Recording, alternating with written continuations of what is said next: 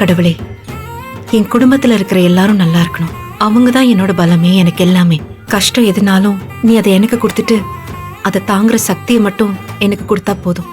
நீ கொடுக்கிற சந்தோஷம் மொத்தத்தையும் அவங்களுக்கே கொடுத்துரு.